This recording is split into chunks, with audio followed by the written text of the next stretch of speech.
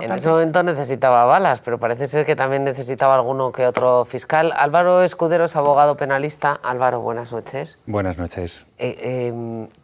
Pocas veces se ha producido en un personaje público, seguro que ha ocurrido muy a menudo, pero que yo tenga recuerdo, y he dicho pocas veces y voy a decir ninguna, alguien vinculado a un partido político intentando sobornar a un fiscal. Bueno, yo creo que esto pasa, Ana, cuando se creen intocables. Cuando hay un personaje que se cree intocable, efectivamente lleva a cabo este tipo de acciones porque considera que nadie se va a atrever a grabar, por ejemplo, qué es lo que sucedió y entregárselo a la Fiscalía. Este tipo de acciones suceden sin duda cuando alguien se cree absolutamente intocable. Pero aunque te creas intocable, hombre, un fiscal es un señor muy poderoso. Esta señora iba, pues no sé si con absoluta temeridad, si no tuviera miedo a nada y no tuviera conciencia de lo que significa no iba a decir cada persona, porque como personas seremos todos iguales, pero hombre, cada uno tiene unas responsabilidades en el ámbito público. O era como yo estoy por encima de todos, soberbia absoluta, no sé cuál sería la razón, pero o era una indocumentada o era que se creía, vamos, presidenta del gobierno.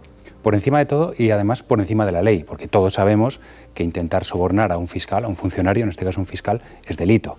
Entonces, eso es creerse por encima de la ley, es decir, es creerse que nadie ni nada va a atreverse a meterte mano por el acto delictivo que has cometido. Pero efectivamente, pues ha dado con alguien que sí lo va a hacer. ¿Y cómo se prueba que has intentado sobornar a alguien si el soborno no se ha producido? ¿Simplemente por grabaciones?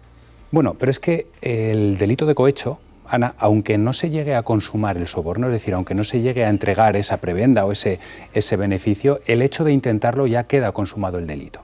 Es un delito que con intentarlo ya queda consumado. Entonces, para probarlo, pues pueden ser testigos, pueden ser grabaciones, pueden ser las declaraciones del propio implicado, del propio fiscal, lógicamente implicado, eso puede tener muchísimo peso. Al final, como en todos los procedimientos judiciales, suele haber pruebas de varios tipos. Y el compendio de esas pruebas va a hacer lo que determine que el caso llegue a juicio o no. Porque ahora mismo desconocemos esas pruebas, porque algo tendrán que decir las presuntas víctimas del cohecho o soborno. Ahora mismo el caso está iniciándose la investigación judicial, la fase de instrucción se tendrá que desarrollar y a partir de ahí el juez instructor tendrá que determinar de todo eso que compone la causa que se considera indicio racional de criminalidad, que se llama, para poder llevar el caso a juicio. ¿Y es más grave en función del nivel del funcionario? Quiero decir, que tú puedes intentar sobornar a un señor que esté en una ventanilla para que te dé una instancia o te haga un papeleo a tiempo, y te le puedes intentar sobornar, como en este caso, a un fiscal. Cuanto más alta es la responsabilidad de la persona a la que intentas sobornar, ¿más alta es la pena o debería ser la pena o no? Es indistinto porque el caso es que tú has intentado corromper a un funcionario. El Código Penal no distingue si la persona a la que intenta sobornar es, por ejemplo, un policía de la calle, que es una conducta que a veces se produce en los controles, intentar sobornar para evitar un control de alcoholemia, por ejemplo, o un fiscal que esté llevando un caso de corrupción. El Código Penal no distingue. Ahora bien, el juez en la condena sí puede determinar si impone, dentro del rango que el Código Penal estipula, pues si impone una condena más baja o más alta, pero eso ya es potestad del propio juez que enjuicia. ¿Y cuáles son las penas? Pues por el delito, aquí la conducta puede encuadrarse en el delito de cohecho, pero también puede haber determinadas conductas que se han cometido que se encuadren en el delito de tráfico de influencias. Y luego, en función de las reglas penológicas que el juez decida aplicar, si hay concurso real, concurso medial, esto es algo bastante complejo de explicar, en el peor de los casos, la condena más alta podría ser 16 años de prisión, teniendo en cuenta que son 2 cohechos y 2 posibles tráficos de influencia. Pero eso en el peor de los casos, lógicamente, en el peor de los casos para leer. Hombre, para ir dando ruedas de prensa de yo no he hecho nada, a enfrentarse a la posibilidad de que te acusen y te pidan 16 años de cárcel, me has dicho, pero si eso es una vida, por Dios. Yo creo que Ana, tú comentabas o te preguntabas a ti misma si esta mujer era una indocumentada. Yo lo único que tengo dato de ella es la las conversaciones esas que se filtraron y la rueda de prensa que dio, que fue patética. Realmente era de indocumentadas la rueda de prensa. Ha dado alguna que otra entrevista, ¿eh? Ya le han pulido un poco la imagen y el lenguaje. Ya te lo digo yo, que están trabajando con el personaje. Claro, pero yo eso ya no he visto, porque sé que hizo ahí por todas las teles y tal, pero no, yo vi la rueda de prensa. Y la rueda de prensa es de una indocumentada, no sé usted lo que pensará, pero es una persona que desconoce de qué puede ser acusada, que desconoce que lo mejor que puede hacer es callarse y esperar a ver por dónde viene, ni agarrarse un abogado para que le defienda. Fue una rueda de prensa de indocumentada, pero luego además estaba ahí el otro, que lo tuvimos aquí, que es Dolcey, que también era tremendo. Dios los cría y el viento los amontona, que decía mi suegra, ¿no? Porque los dos juntos eran dos cosas... Ya, pues para ser una indocumentada vivía muy bien. Sí, bueno, pero porque tenía lo que él dice, la protección del todopoderoso Partido Socialista o del todopoderoso Santos Cerdán. Pero ella per se no era, vamos, es que no era más que verla. Lo que pasa, claro, si a ti te dice el partido, no te preocupes que tienes aquí el paraguas protector de todo el partido. Venga, un sueldo que es una pasta de correos. Claro. Y luego de la empresa de residuos nucleares. No te va a pasar nada porque esto, como él dice, nadie va a tener las narices de presentarlo al fiscal, bla, bla, bla. Con lo cual tú tranquila que aquí no, si no esto de yo, no te preocupes que yo te digo, que yo hago, que el fiscal hace, que el juez hace, que...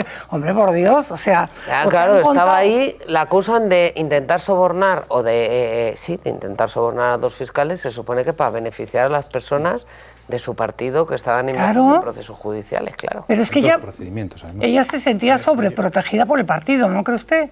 Sí, sin duda, yo creo que ella actúa así porque se siente sobreprotegida y por tanto, lo que decía al inicio, yo creo que piensa que nadie va a ser capaz de arremeter, pero sí que es verdad que quizá no supiese ella las consecuencias concretas de si pueden ser hasta 16, la pena del cohecho, la pena del tráfico de influencias, pero sí que sabemos, todos sabemos, que es ilegal intentar sobornar a un fiscal, independientemente de que sepamos la pena concreta que nos puede caer o no. Entonces, indocumentada al 100%, yo creo que no, lógicamente no, aunque no supiese las consecuencias concretas, pero sí sobreprotegida por el entorno político en el que se movía. Pero te tiene que proteger a alguien muy poderoso. Claro, por eso digo... Tiene que proteger a alguien muy poderoso para que tú te sientas intocable haciendo lo que estaba haciendo esta mujer. Yo lo que creo que esta señora es una marioneta en manos de Cerdán.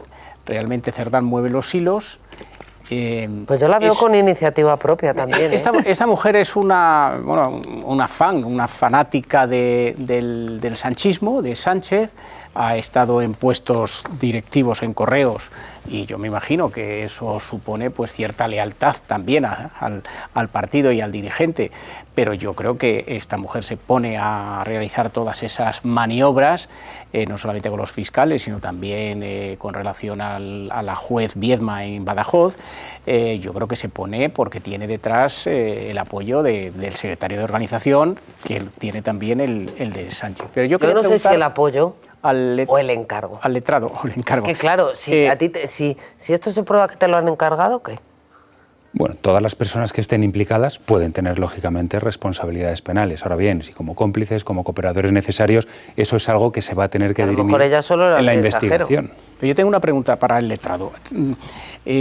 Esta señora ya está siendo investigada por un juzgado de instrucción en Madrid, creo que es el número 9, por cohecho y por tráfico de influencias, a instancias de una denuncia, creo, de hazte oír, por neutralizar la labor de la UCO, maniobrar en el juzgado también de Badajoz. Pero ahora es la Fiscalía la que solicita al juzgado de instrucción que amplíe las investigaciones con el soborno, el intento de soborno de estos dos fiscales. Y el juez lo ha denegado, por entender que como ya está investigando otros asuntos, como que no quiere ampliar la investigación, ¿no? Y ahora creo que va a recurrir la Fiscalía, ¿no? Sí, exacto. Al final, aquí el criterio de la Fiscalía es diferente al criterio del juez instructor, y el juez instructor considera que estos nuevos hechos delictivos se tienen que tramitar, que gestionar en un procedimiento penal independiente, nuevo, digamos. No en el que está tramitando en ese juzgado. Exacto. No me metan ustedes en este lío, que no me quiero llamar peinado, ¿no? Exacto. No en el que ya se está tramitando. La Fiscalía va a recurrir o está en trámites de recurrir esa decisión y habrá que esperar a ver qué dice la Audiencia Provincial. Mi criterio, se debería unificar con el procedimiento que ya está abierto, porque el tipo de conducta es exactamente la misma, claro. La misma. Es otro cohecho. Ese es mi criterio. ¿Y entonces por qué el juez lo rechaza? Bueno, al final... que por eso se habrá filtrado probablemente, porque el juez Sí. lo ha querido investigar. Dice, pues lo van a investigar en todas las teles. En derecho, 2 más 2 no son 4, todo es interpretable, pueden ser 3 o pueden ser 5, y al final el juez tiene su propio criterio, está fundamentado, lo que pasa que es diferente, por ejemplo, al mío, es diferente al de la Fiscalía, pero el juez considera que la conducta que se ha denunciado aquí, estas 2 conductas de cohecho y posible tráfico de influencias, pues deben gestionarse, deben investigarse, digamos, en un procedimiento paralelo. Pero los perjudicados de esa acción de Leire Díaz son diferentes, evidentemente, y eso podría llevar a que se investigue de forma diferente en 2 causas distintas, pero realmente la acción cometida, el delito, es el mismo, porque además se producen, algunas de las conversaciones que hemos escuchado, es la misma conversación en la que está pidiendo pruebas y tratando de sobornar al mismo tiempo a fiscales por un lado y recabar pruebas por otro para ir contra la UCO, contra la gente que no le conviene al gobierno en este caso. ¿Es así, verdad? Sí, por eso mi criterio es precisamente que se debe unificar en el mismo procedimiento, porque nosotros nos encontramos muchas veces que en un procedimiento hay diferentes perjudicados. El hecho de que haya varios perjudicados distintos e independientes no significa que se tenga que abrir otro procedimiento penal. Pero sobre todo porque el presunto autor o la presunta autora es la misma, ¿no? Y el mismo tipo de delito, la misma conducta reiterada. La autora es la misma, Por el eso. delito es el mismo, Presunta, la acción es la misma, presunta. no son acciones diferentes de hoy hago una cosa y dentro de un año hago otra, sino que es que está todo junto, lo que Sí, pasa es que sí. afecta a distintas personas. Lo que Yo pasa tengo que es que otra- aquí van a aparecer los mismos personajes en no sé cuántos sumarios por distintas cuestiones. Claro, vamos a ver. Leire está en un caso ella sola, ¿no? No sabemos qué relación tendrá con Pérez Dolcet, pero acabaremos No, pero por sí. enterarnos. Pérez Dolcet dijo aquí que eran socios, ¿eh? Vale, sí, Pérez claro, Dolcet bueno. dijo aquí que eran socios. Estaba ya lo siendo sé, investigado también. Por eso Pero, la defendió, Y hay un periodista, una cosa es lo que y hay un dicen periodista estos también, y otra cosa es lo Rusi- que Dijo que iban de la Rusiñol, mano, creo. que llevaban 5 años en trabajando eso sí. juntos, Sí, lo no dijo aquí. sabemos con qué fin. Pero luego está Santos Cerdán, ¿les tenía contratados o no? ¿Les pagaba o no? ¿O estaban en la consultora de Gaspar Zarrías porque les pagaba Gaspar Zarrías, que era el número 2 de Chávez, el primer presidente del PSOE condenado por los ERE? Pues ella después trabajaba en la consultora de Zarrías, pero ¿trabajaba para Zarrías o atendía a órdenes de Cerdán, que está en otros sumarios? Zarrías le pagaba. ¿Qué relación tenía con Ábalos? ¿Y por qué iba a Badajoz? Porque el que estaba implicado allí era el presidente de la Diputación, pero también el hermano del presidente del Gobierno. A ver si es que esta señora era una de las visitadoras de la Tú Moncloa. ponías antes el dedo en la llaga también, Ana, cuando preguntabas si lo hacía porque ella quería, lo hacía por encargo, ¿no? Esa es la verdadera clave y yo creo que lo que poca gente sospecha en este caso, porque os acordáis que en la rueda de prensa y también en otra ocasión en diferentes entrevistas ella ha dicho que inicialmente, cuando ya se vio totalmente rodeada, dijo que era periodista, simplemente Sí. que estaba investigando para escribir un libro. Eso Bueno, dijo, sí, un sí. periodista no va ofreciendo sobornos cuando hace entrevistas, un periodista no va pidiendo pruebas para cargarse a la UCO. directores o responsables de la UCO, etcétera, etcétera. Con lo cual, Bueno, lo de los eso no lo sobornos, hacen los sobornos directores. igual sí. Pero todo eso al final tiene que pasar porque alguien se lo encarga. Y mi pregunta precisamente va dirigida ahí. De momento la actuación es contra ella, evidentemente, porque es la que aparece en las grabaciones, la que aparece implicada, pero durante el procedimiento judicial entiendo que el juez también tendrá la responsabilidad de tirar del hilo, de saber de alguna manera si hay alguien detrás porque le sugería o trabajaba para alguien o se lo encargaba. Y mi pregunta exactamente es cuál es la responsabilidad y la posible implicación, en este caso delictiva, de las personas que le hayan sugerido o que le hayan directamente encargado estos trabajos. En derecho existe lo que se llama la autoría mediata, es decir, la comisión de un delito a través de un tercero. Y ese autor mediato que encarga, digamos, tiene la misma condena que el que lo ejecuta. Un ejemplo muy claro, pero muy burdo, pero muy claro es, por ejemplo, si yo encargo un asesinato de alguien, el que lo encarga tiene la misma condena que el que lo ejecuta, ¿de acuerdo? Con lo cual, salvando lógicamente las diferencias entre tipología de delitos, lo he puesto porque es algo muy, muy claro, pero puede llegar a tener la misma responsabilidad. Y, por supuesto, es obligación del juez instructor tirar del hilo. En eso consiste precisamente la instrucción. La instrucción viene a ser una investigación judicial en la que el juez trata de determinar, de situar todos los elementos y de determinar si existen o no indicios de delito. Y en caso de que existan, ¿quiénes son los autores? Sean mediatos o sean materiales. intelectual. Digamos. Para poder dar con esa información, supongo que habría que intervenir comunicaciones de la propia afectada, investigada en este caso, ¿no? Y luego, llegado el momento dado, podría ser necesario también que ella cantase, ¿no? Que de alguna manera dijese y confesase pues, por qué hacía ese trabajo, cosa que no ha contado en ningún sitio, ha No, contado porque todo ella tipo llegó a un pacto de mentiras, con... pero no, ella no. antes del numerito ese de la patética rueda de prensa estuvo en Ferraz y llegó a un pacto ahí con los abogados de Ferraz, con Santos Cerdán, con todos, y ahí llegó al acuerdo que llegara, entonces no va a cantar porque tiene un acuerdo ahí. El abogado... De momento, Ya, pero, que cuando la instrucción avanza, tú puedes querer mucho a los amigos, pero personas que se coman las penas de todos los demás te tienen que pagar una fortuna, que alguno lo habrá cobrado. Y recordemos que en aquel momento, cuando ella fue a Ferraz, ella fue a reunirse con Santos Cerdán y el equipo de Santos Cerdán, que le acabó convenciendo para que ella renunciara, se diera de baja como militante, porque era más fácil hacer eso a que le abrieran un expediente, cosa que luego pasó también con el propio Santos Cerdán. Pero ahora ya no está Santos Cerdán. Es decir, o tiene alguien por encima de Santos Cerdán protegiéndola, o la protección que ella tenía en Ferraz se le ha acabado. Y entonces, ante la posibilidad de que te caigan unos cuantos años de cárcel, otra serie de delitos y procedimientos judiciales que va a tener que pagar, y que eso también tiene un sobrecoste no solamente humano, sino económico para esa persona, a lo mejor se lo tiene que pensar. El abogado de Cerdán, el actual, Jacobo Tejelo creo que es, estaba en la primera reunión con Leire, Dolcet, y es que es el abogado de está en la primera reunión que da inicio a la denuncia. Y es más, en una de esas reuniones, la propia Leire Díaz, cuando explica todo lo que necesita, dice, el contacto es él, el abogado que ha acabado siendo el abogado de Santos Cerdán. Pero que era también el de Doncel. Todos los hilos conducen al mismo sitio. Que era el de Doncel. Sí, sí. Y a mí me dijo Doncel, le digo, pero ¿por qué tienes ese abogado? Porque claro, que tengas ese abogado ya de fuera, ¿no? Que es muy poco fiar que tengas ese abogado. Y me dice, claro, pero antes este mundo raro, tampoco muchos abogados quieren defenderte. Entonces, bueno, pues al final... ¿Pero qué mundo raro? Pues yo te digo... A ver, quiero decir,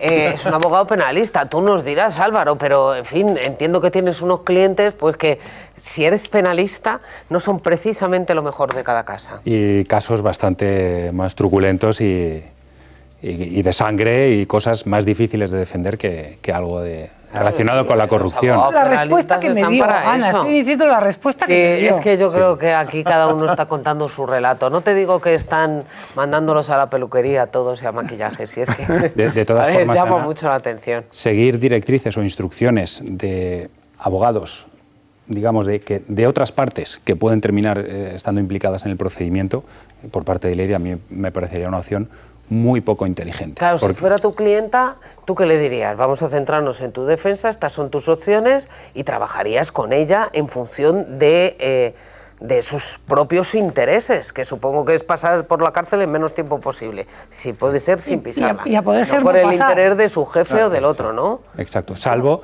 que esa gente tenga todavía más información que pueda perjudicarle a ella. ¿Se puede negociar en este momento? Bueno, entre ellos se puede, las conversaciones lógicamente no las conocemos entre abogados, pero no sabemos qué información maneja el partido tampoco sobre ella que pueda terminar perjudicándole todavía más. Entonces a lo mejor eso debilita su posición negociadora en ese sentido. Eso es la mafia, o sea, bueno.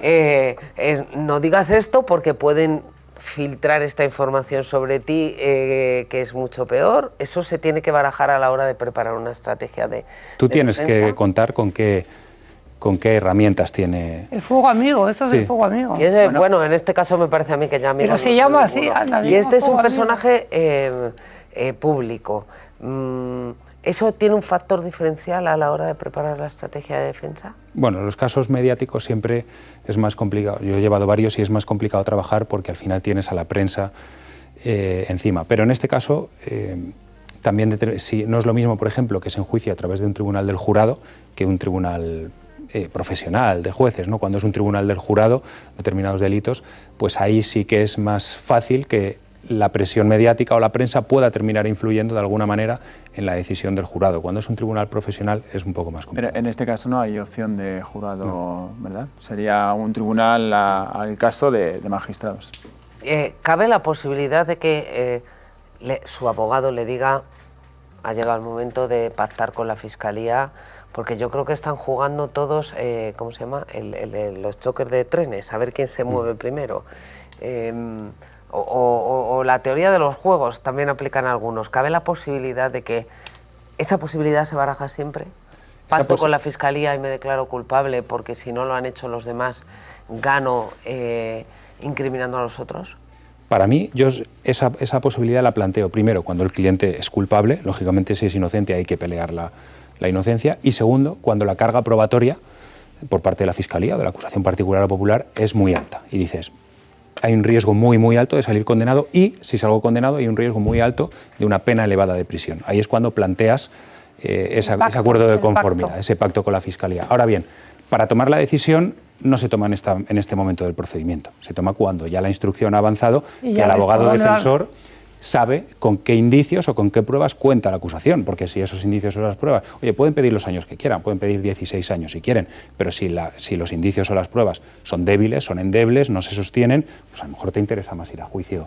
O sea que ahora mismo todo esto que se está diciendo de Cerdán puede haber pactado, que no lo parece, pues si no estaría eso todo el real, pero Ábalos podría haber pactado, Koldo podría haber pactado, en el tiempo, en el momento en el que estamos de instrucción, es muy pronto para tener un pacto con la Fiscalía. Mi opinión es que es demasiado pronto, salvo que toda la prueba esté ya en el procedimiento. ¿Y por qué Aldama lo ha hecho? Bueno, quizás es que haya mucha prueba en contra. Sí, el caso de los hidrocarburos nos va a dar un otoño glorioso. Pero normalmente esa prueba suele ir apareciendo durante la fase de instrucciones, cuando el juez, lo que decías, va tirando del hilo y ahí aparece toda esa prueba, todos esos indicios y ya se van tomando decisiones. Y en el caso de Leire Díaz, en la grabación en sí, que hemos escuchado todos, que sabe todo el mundo, que el juez tiene, eso ya es una prueba, en fin, incontestable, que la puede llevar a sentarse en el banquillo y luego evidentemente a ser condenada, o el hecho de que en una grabación diga una serie de cosas desde la defensa todavía se puede, bueno, justificar de algún modo y tumbar. A mí me parece complicado pelear eso como indicio. Me parece complicado. O sea, yo creo que esa grabación ya per se, de por sí, constituye un indicio suficiente para que el caso llegue a juicio. Pero bueno, la defensa tendrá que armar sus argumentos, intentar justificar, explicar el porqué o la razón de ¿Y la grabación ilegal, en teoría, de esas conversaciones, serviría en este caso para anular la prueba o no, por parte de la defensa? Una grabación es válida cuando uno participa en la grabación. De todas formas, en el procedimiento penal, al final, esos requisitos para considerar como prueba una grabación son mucho más laxos, porque lógicamente se está cometiendo un delito, no es un procedimiento civil. Y lo está confesando ella, lo está diciendo. Claro, exacto. Entonces, bueno, vamos a ver qué determina el juez instructor, pero en mi opinión no debería haber. Mucha defensa no deben tener cuando el otro día Santos Cerdán, en la mega entrevista esa que dio, al final decía que es que no se reconocía él mismo en las grabaciones, cuando todo el mundo ha dicho que vamos, que impepinablemente era él, que la voz, que no hay manipulación. Eso no es estrategia de defensa. Sí, lógicamente. Porque esa entrevista todo el mundo coincidía en que no lo había dado Santos Cerdán, la había escrito su abogado. Sí. Bueno, por eso, tío, pues como toda defensa, Ana, lo que tienen como gran defensa es decir que no se reconoce. ¿Y qué quieres que diga? Pues yo qué sé, pero. Claro, lo que no sé es si tiene que decir una eso, gran pero. defensa decir no me reconozco cuando se puede demostrar que no ha habido una manipulación de las grabaciones. Claro, si se demuestra que no ha habido una manipulación de las grabaciones, es una. O sea, cuando el informe de la UCO no solamente están las grabaciones, sino el resto de los elementos que durante meses se han conseguido recabar y que hacen un informe exhaustivo. Que vete por otro lado, o sea, vete por otro lado, ¿no? Si tú das una entrevista para decir eso, es porque te interesa dar una entrevista, si no, no tiene ninguna necesidad, entiendo. Bueno, en esa entrevista, en la cárcel da una entrevista también había algunos mensajes políticos que a lo mejor estaban lanzando avisos. Tú das una entrevista por alguna razón, si no, no la das. Eso es lo que dice Pablo, son los mensajes que daba, pero que como gran argumento de defensa era que no se reconocían. ¿Qué va a decir? Pues que no diga nada, que pues como la entrevista es pactada, que esa pregunta la evite. Mamen, esa es la pregunta que el periodista tiene que hacer, evidentemente, tú tienes que hacer y él tiene que contestar de ese modo y tú como periodista asumáis que va a contestar eso y ya está, pero caso, realmente lo interesante era el resto de la entrevista. Sí, yo estoy de acuerdo contigo. El juez de instrucción yo ya lo hubiera obviado. Resolverá el recurso de la Fiscalía en septiembre, creo, o sea, relativamente pronto. Pero la fontanera del PSOE ya está citada para declarar el 11 de noviembre. Yo creo que a partir de ahí ya al juez se le abrirá más claridad para ver si al final decreta el cierre de la instrucción y a la apertura del juicio oral. Sí, efectivamente, al final. Bueno, y de hecho, de todas formas, si al final la audiencia provincial diese la instrucción de que se amplíe la causa, podría ser que esa declaración de noviembre, si no va con tiempo suficiente, se pueda incluso llegar a aplazar, a suspender para aplazar posteriormente, para que al final... Quizá por eso el juez no ha aceptado ampliarlo, pues lo tiene tan claro que el hecho de ver más material ahí dirá, esto me va a suponer más trabajo, más investigación, cuando yo ya tengo claro lo que hay, puede ser. Sí, pero al final se van a juntar las causas, quiere decirte que más tarde o más temprano los que se junten, ¿no? Sí. No necesariamente, si al final la audiencia determina que no es acumulable la causa, pues la que hay abierta seguirá su camino y la nueva, con los 2 hechos delictivos, seguirá su camino independiente. Pues lo seguiremos, porque se han empezado a filtrar cositas y esas cosas no son casuales, suceden por algo y hablaremos de ello seguro. Álvaro, gracias por estar aquí con nosotros, eres uno de los pocos que está aquí de guardia en Madrid este mes de agosto. Otros años está más llena Madrid, este año está muy vacío. Sí, muy vacío, sí. Pues nada, volveremos a llamarte. Perfecto, aquí estaré disponible. Un placer, muchas gracias.